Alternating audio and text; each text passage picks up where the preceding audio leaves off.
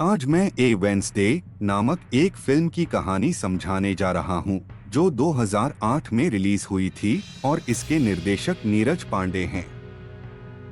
Film में मुख्य भूमिकाओं में हैं अनुपम खेर, आमिर बशीर, जिमी शेरगिल और दीपाल शॉ। इस फिल्म की IMDb रेटिंग 8 है।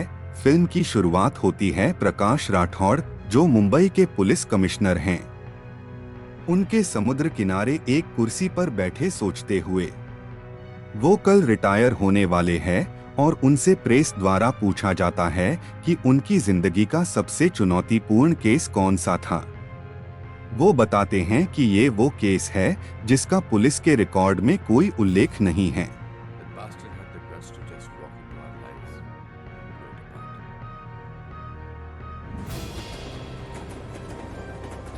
वो कहते हैं कि वो आदमी उनकी जिंदगी में वेडनेसडे को आया था। दृश्य बदलता है और मुंबई की व्यस्त जिंदगी और एक मुंबईकर की चुनौतियों को दिखाया जाता है। अब नसीरुद्दीन शाह कोलाबा पुलिस स्टेशन में एक FIR दर्ज कराने के लिए प्रवेश करते हैं कि उनका बटुआ खो गया है, लेकिन वास्तव में वो वहां पुलिस स्टेशन के वॉशरूम में एक बैग रखने के लिए गए थे। अब दृश्य रेलवे स्टेशन पर बदलता है, जहां जय सिंह को दिखाया जाता है कि वो अपनी पत्नी और बेटी को ट्रेन में बैठाकर विदा कर रहे हैं। अब एक टीवी रिपोर्टर नैना किसी का इंटरव्यू लेती हुई दिखती हैं। फिर आरिफ खान की एंट्री होती है, जहां वो एक पुलिस मुखबिर को अस्पताल पहुंचाने में मदद करता है ताकि वो जेल की यातनाओं से बच सके। मुखबिर बहुत गुस्से में था क्योंकि जिस सुरक्षा गार्ड को उसकी परिवार की रक्षा के लिए रखा गया था, वो उसकी बहन को परेशान कर रहा था। इसलिए आरिफ खान मुखबिर के घर जाता है और उस सिपाही की पिटाई करता है जो मुखबिर की बहन को परेशान कर रहा था। इससे ये स्पष्ट होता है कि आरिफ खान एक अच्छा और साहसी पुलिस वाला है।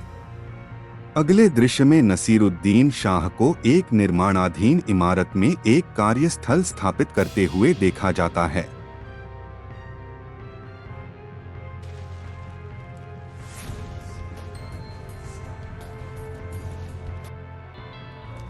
वह मुंबई पुलिस के पुलिस कमिश्नर प्रकाश राठौड़ को कॉल करता है और बताता है कि उसने मुंबई के विभिन्न स्थानों पर 5 बम लगाए हैं और ये बम ठीक शाम 6:30 बजे फटेंगे। वह केवल उसी व्यक्ति से बात करेगा जिसे उसकी मांगों को पूरा करने का पूरा अधिकार हो।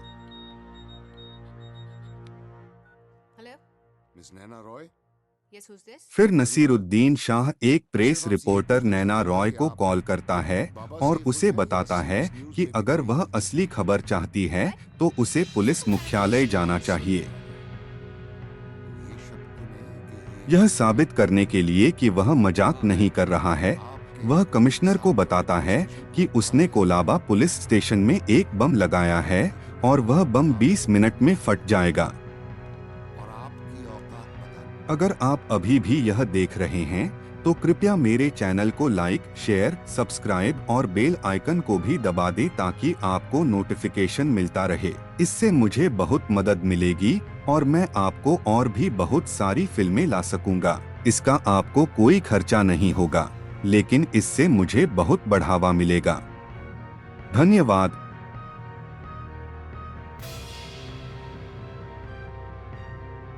प्रकाश राठौड़ इस धमकी को गंभीरता से लेते हैं और मुख्यमंत्री को सूचित करते हैं और उनसे पूरे अधिकार की मांग करते हैं ताकि वह बातचीत कर सकें और कार्रवाई कर सकें। नसीरुद्दीन शाह ट्रैकिंग से बचने के लिए नकली सिम कार्ड का इस्तेमाल करता है। अब तक तो आपको पता चली गया होगा कि जिग्नेश सेठ पिछले बॉम्ब। अब नसीरुद्दीन शाह पुलिस कमिश्नर से 4 आतंकवादियों को रिहा करने की मांग करता है जो अलग अलग जेलों में हैं और उन्हें एक स्थान पर लाने के लिए कहता है। उन आतंकवादियों के नाम थे इब्राहिम खान, इकलाक अहमद, खुर्शीद लाला और मोहम्मद ज़हीर। अगले दृश्य में पुलिस उन 2 व्यक्तियों में से एक को पकड़ लेती है जिन्होंने नसीरुद्दीन शाह को विस्फोटक सामग्री उपलब्ध कराई थी। दोस्त को बचाने की कोशिश करता है, लेकिन जब वह आरिफ खान को पुलिस स्टेशन में आता देखता है तो वह डर के मारे पेशाब कर देता है और अपने साथी का पता बता देता है।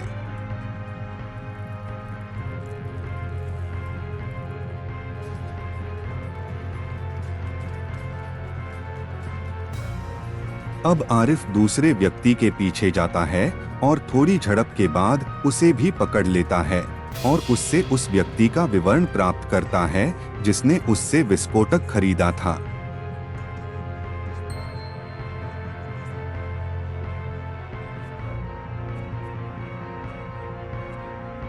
इस बीच वह पुलिस कांस्टेबल जिसने नसीरुद्दीन शाह की एफआईआर दर्ज की थी, पुलिस मुख्यालय पहुंचता है और उसे स्केच आर्टिस्ट से मिलकर नसीरुद्दीन शाह का चित्र बनवाने के लिए कहा जाता है। अब पुलिस आतंकवादियों को एक स्थान पर लाने की प्रक्रिया शुरू करती है और दृश्य बदलकर विभिन्न जेलों में दिखाता है जहां आतंकवादियों को एकत्रित किया जा रहा है। अब नसीरुद्दीन शाह पुलिस कमिश्नर को आदेश देता है कि सभी आतंकवादियों को जुहू एविएशन बेस के रनवे नंबर 4 के पास ले जाएं और उनके साथ 2 अधिकारी हों जिनके पास स्पीकर सुविधा वाला मोबाइल फोन हो ताकि वह आतंकवादियों से बात कर सके। इस बीच पुलिस विभाग एक हैकर को काम पर रखता है ताकि कॉलर को ट्रेस किया जा सके, क्योंकि पुलिस विभाग उसे ट्रेस नहीं कर पा रहा था। जुहू एविएशन बेस पर 4 आतंकवादी पहुंचते हैं और 2 अधिकारी उन्हें रनवे नंबर 4 पर ले जाकर वहां इंतजार करते हैं कि कॉलर कब कॉल करेगा। जब नसीरुद्दीन शाह कॉल करता है तो वह आतंकवादियों से बात करना चाहता है और उनसे कहता है कि वे अपने सिग्नेचर के साथ अपनी पहचान कराएं ताकि उसे पता चले कि वे वही व्यक्ति हैं और पुलिस ने उन्हें अपने लोगों से नहीं बदला है। इब्राहिम खान, बम्बई 93, फक्र है। इखलाक अहमद, गुजरात 2002, फक्र है। मोहम्मद जहीर, मुंबई 2006, फक्र है। लाला 92 से लेकर 6 तक, फक्र है। अब वह अधिकारियों से कहता है कि वे आतंकवादियों को रनवे नंबर 4 पर छोड़ दें और वहां से चले जाएं। फिर वह बमों की लोकेशन बताएगा, लेकिन अधिकारी आरिफ खान कुछ और ही सोचता है और मुख्य आतंकवादी इब्राहिम खान को पकड़कर रखता है ताकि यदि कॉलर उन्हें बमों की लोकेशन न बताए तो वह उससे मोलभाव कर सके। इस कॉल के बाद हैकर सूचित करता है कि वह अगली बार जब कॉलर कॉल करेगा तो उसे ट्रेस कर सकता है। जुहू एविएशन बेस पर 3 आतंकवादियों को एक फोन कॉल प्राप्त होता है जो मेज के नीचे छुपा हुआ था। जैसे ही वे कॉल रिसीव करते हैं, वहां विस्फोट हो जाता है और सभी 3 आतंकवादी मारे जाते हैं।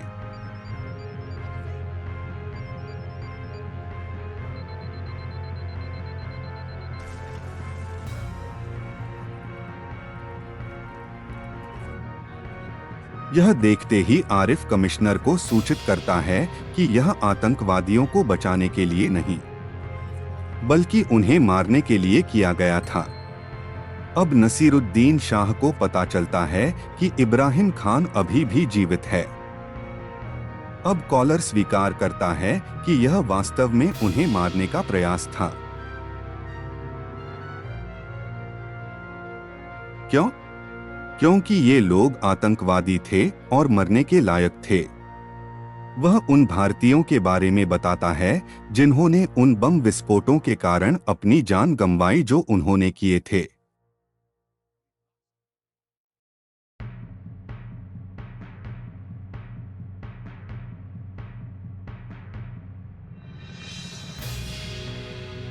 कॉलर की बात सुनकर अब सभी का नसीरुद्दीन शाह के प्रति नरम रुख हो जाता है और अधिकारियों से कहता है कि वे इब्राहिम खान को वहीं मार डालें और वे चाहते हैं कि उसे पकड़ा न जाए।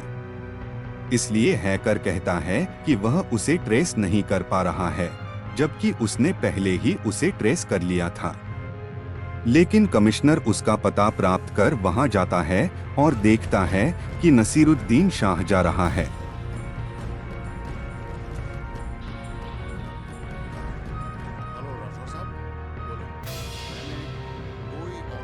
लेकिन उसे गिरफ्तार नहीं करता क्योंकि उसके प्रति उसकी भी सहानुभूति थी।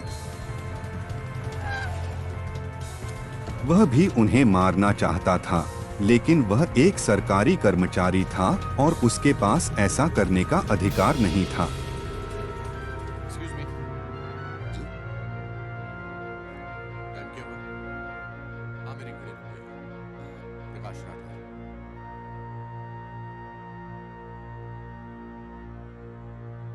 I am- इस प्रकार फिल्म समाप्त होती है। लेकिन मैं वो नाम किसी को नहीं बता सकता। इंसान